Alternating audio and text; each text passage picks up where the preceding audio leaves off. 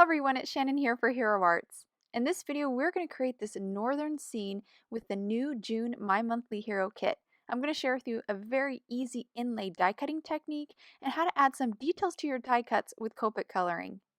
We're going to start with the dies from the kit. So the dies include these three fancy landscape dies, as well as several matching dies for the included 4x6 stamp set in the kit. I'm going to just use the fancy dies for today's cards.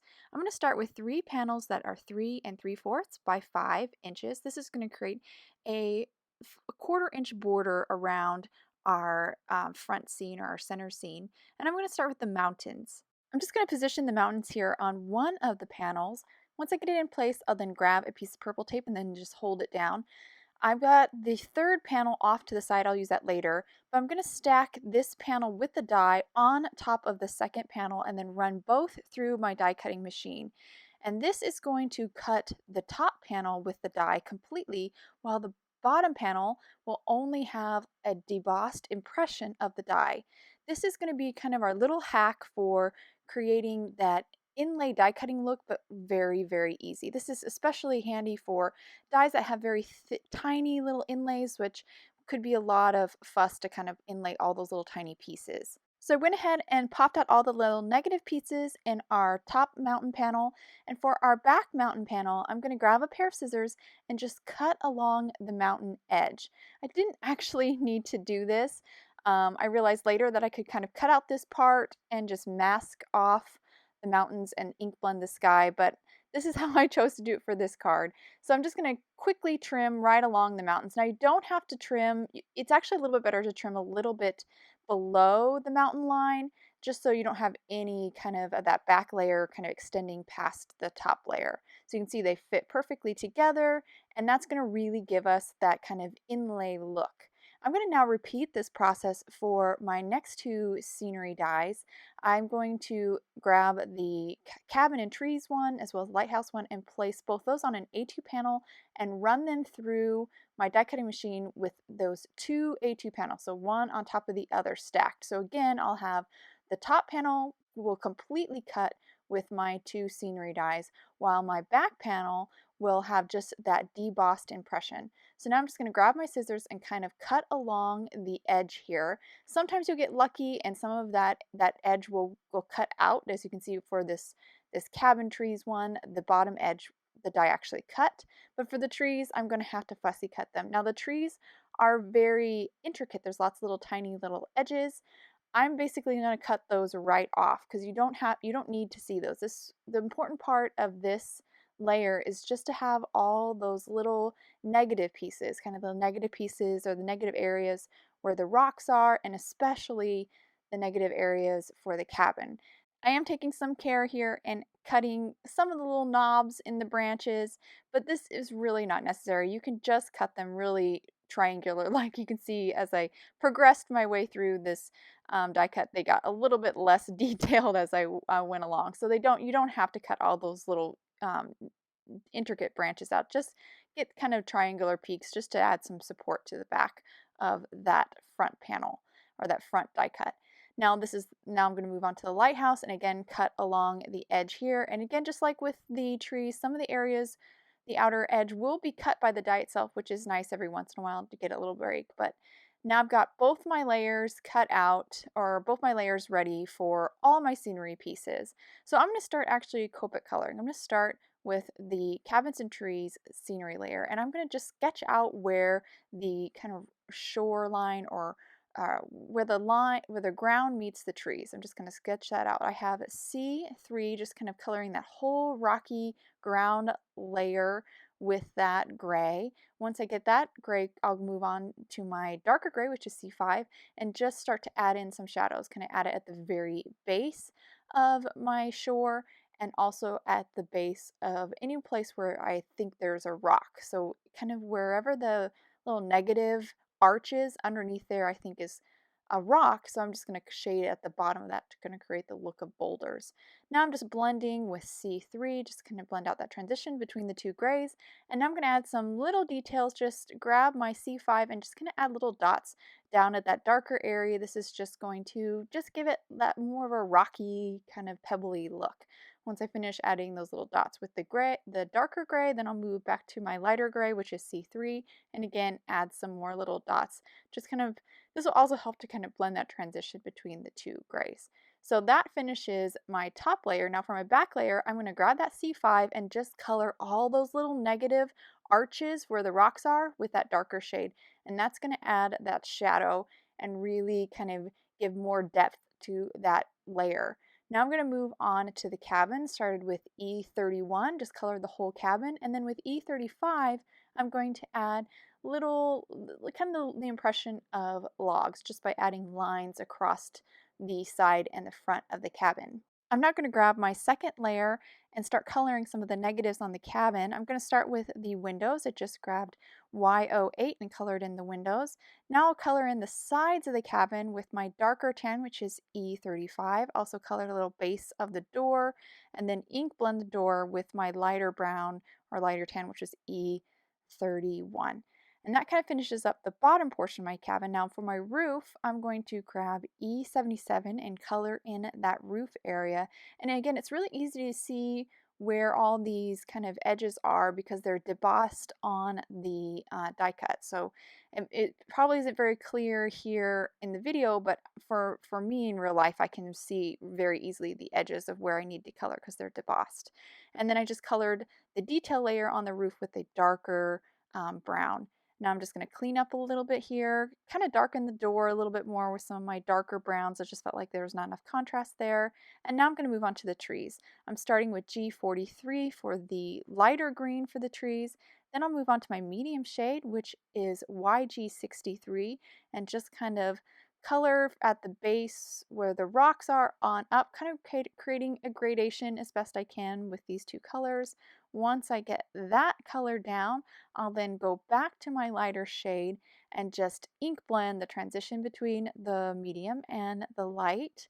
And after I finish that, I'm going to grab my dark shade here and again kind of color right at the base where the rock and the tree line kind of meet, and just add in that dark shade to start to really create some more contrast and really build that beautiful gradation. Then I'll or not ink blend, I'll um, kind of soften that transition with my medium shade and then do just some final cleanup with the lighter shade. Now I'm going to start to add in some details, kind of really create that illusion of branches.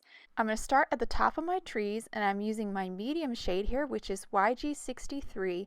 And basically I'm working my way down just about 3/4 of the way down to the almost to the darkest shade area. And I'm just going from one side of the tree to the other side of the tree, kind of scribbling little arches, but I'm not doing a continuous line. I am breaking my arch here and there. I think that creates a more realistic look.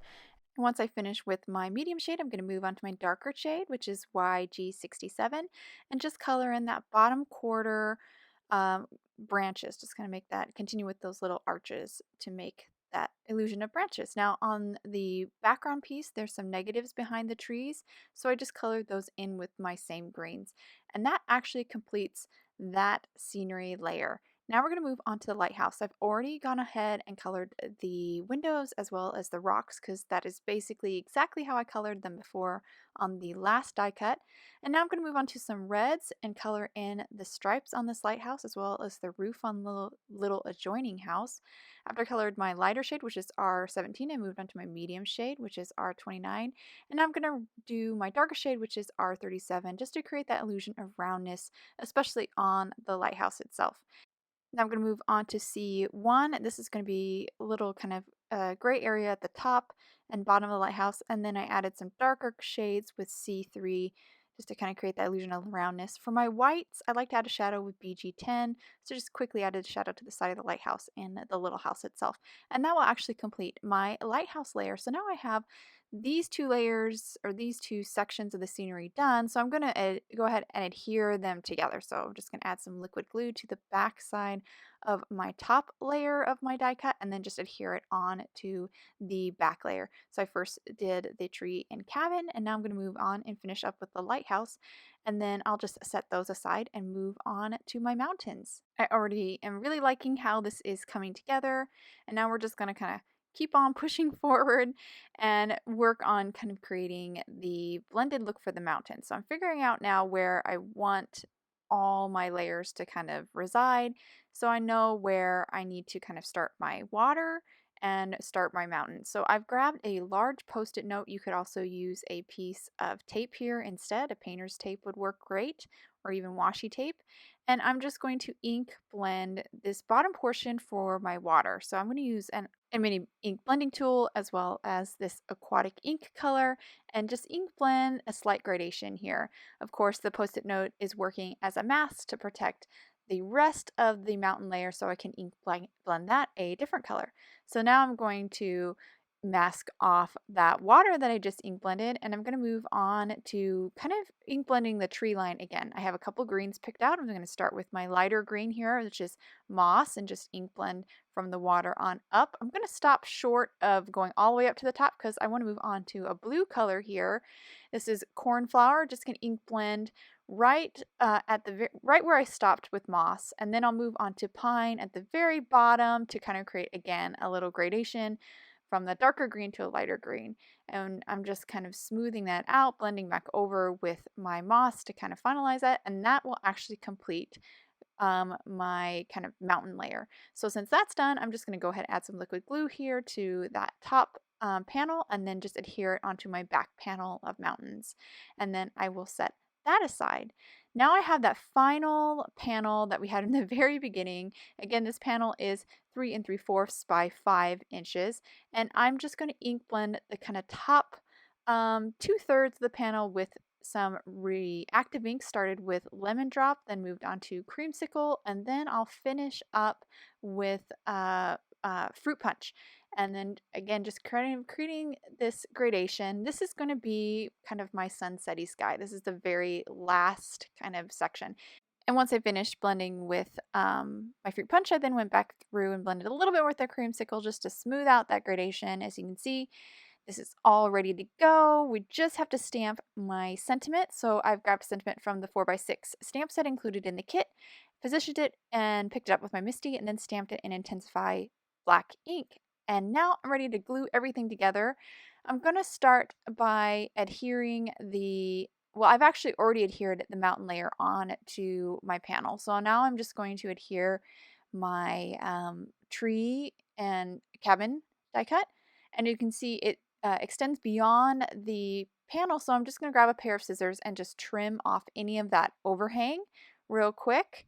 And once I've trimmed that off, all I have left to do is adhere the lighthouse layer. So I'm just going to add some liquid glue to the back side of that and then just stick that right down. I'm going to position this in such a way that I don't have to trim off anything, so just kind of slide it over, and once I get that in place, I'm just about done with this card. All I have left to do is adhere this on to an A2 top folding card base made from Dove White cardstock. I'm just going to add some liquid glue to the back side of my panel, center it, and stick that down, and that will actually complete my card. And I'll hold the card up to the camera so we can get a good look at all the details we added to these die cuts to really build this very rich scene. I love the way the card turned out. I love the coloring. I think that adds a lot of interest, as well as our quick and easy way of inlaying die cutting, or at least creating the look of inlay die cutting. It made coloring in those little negatives very easy. I hope you guys enjoyed today's card and video. If you'd like any more information on the products I use, please head over to Hero Arts. Thank you so much for watching, and I hope you have a wonderful day.